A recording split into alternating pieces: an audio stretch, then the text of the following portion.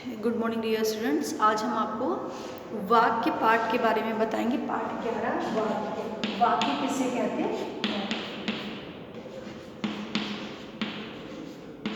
पाठ 11 वाक्य। तो सार्थक शब्दों का वह समूह जिससे हमारी बात स्पष्ट हो वाक्य कहलाता है। सार्थक शब्दों का वह समूह जिससे हमारी बात स्पष्ट होती है उसे हम वाक्य कहते हैं। जैसे कि वर्ण भाषा की सबसे छोटी इकाई होती है और वर्णों का सार्थक समूह शब्द कहलाता है। वर्णों का सार्थक समूह शब्द कहलाता है, लेकिन बातचीत करने के लिए केवल शब्दों का प्रयोग काफ़ी नहीं, बल्कि जैसे हम किसी से बात कर रहे हैं तो जब तक हम अपने पूरे वाक्य को पूरा नहीं करेंगे, जैसे हमें कोई चीज़ कहनी है, जैसे एक छात्र और अध्यापिका के बीच का एक संवाद है, हम आपको बताएंगे। छात्र हाथ ऊपर करके मैम, अध्यापिका क्या, सुमित, तो फिर छात्र कहता है मैम सुमित, अध्यापिका वर्मा। तो उसने जो अपनी बात कही है वो अधूरी है, क्योंकि उस बात में ना तो वो वाक्य पूरा है और ना ही उस बात का कोई अर्थ निकल रहा है। तो हम कह सकते हैं कि इस पूरे वार्तालाप में जो छात्र और अध्यापिका के बीच का जो संवाद है, जो उनके बीच की बात है, उसमें कोई भी बात पूरी नहीं हो पा रही है। छात्र अपनी पूरी बात कह नहीं पा रहा है और इसी कारण शब्दों का जो तालमेल होता है आपस में वो नहीं है।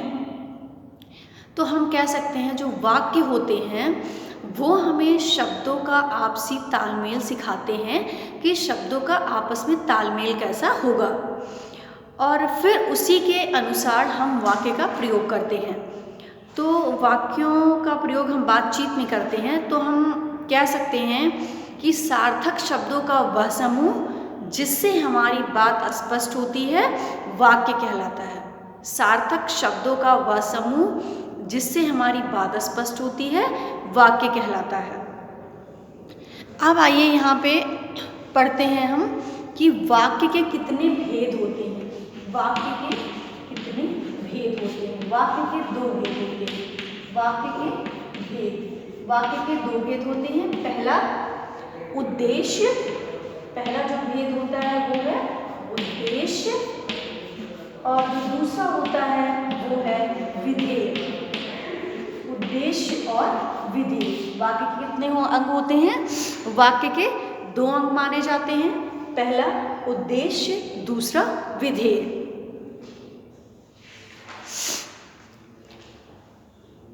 तो पहला जो है वो उद्देश्य किसे कहते हैं?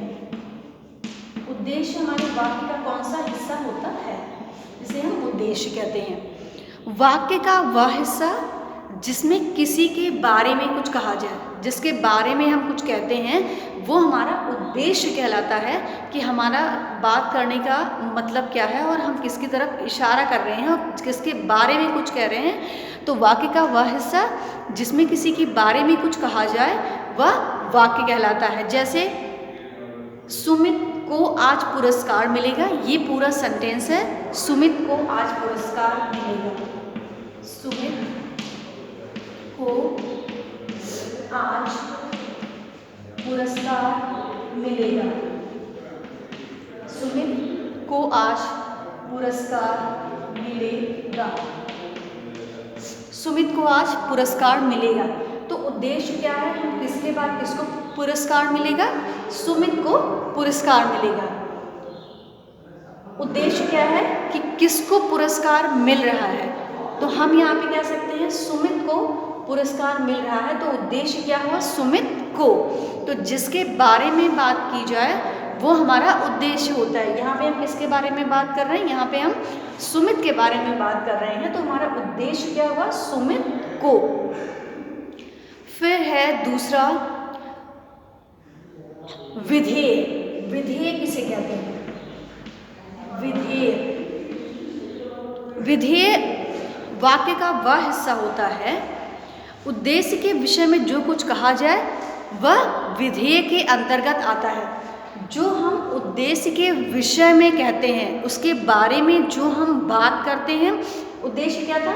जिसके बारे में बात की जाए। और यहाँ पे है उद्देश्य के विषय के बारे में, उद्देश्य के विषय में जो कुछ उद्देश्य यहाँ पे क्या हुआ, सुमित, और उसके बारे में जो बात की जा रही है वो ये बात हो रही है कि सुमित को आज पुरस्कार मिलेगा।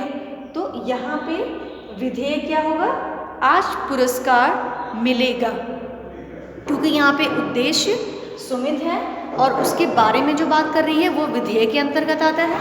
तो विधेय क्या होगा, आज पुरस्कार मिलेगा। तो हम कह सकते हैं कि वाक्य के दो अंग होते हैं, उद्देश्य और विधेय। उद्देश्य क्या होता है, जिसके बारे में बात की जाए, वाक्य का वह हिस्सा जिसके बारे में बात की जाए वह उद्देश्य कहलाता है।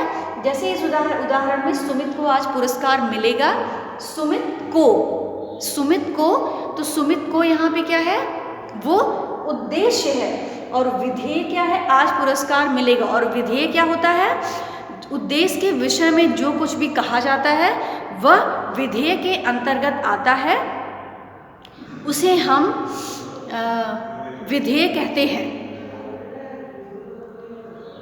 और कभी कभी क्रिया के बिना भी तो वाक्य हो सकते हैं, परंतु उन वाक्यों में क्रिया केवल लुप्त होती है और श्रोता स्वयं समझ जाता है। जैसे मैं जाऊं तो पिता कहता है कहाँ, यहाँ कहाँ का अर्थ है कहाँ जाने की बात कर रही हो। अब कुछ वाक्यों में आप देखेंगे कि कौन सा उद्देश्य है, कौन सा विधेय है। जैसे गोस्वामी तुलसीदास ने रामचरितमानस की रचना की। अब उद्देश्य क्या है, गोस्वामी तुलसीदास ने, विधेय क्या है, रामचरितमानस की रचना की। इमरान खान को अर्जुन पुरस्कार मिला, इमरान खान को, ये क्या उद्देश्य के विषय में क्या बात की जा रही है, अर्जुन पुरस्कार मिला।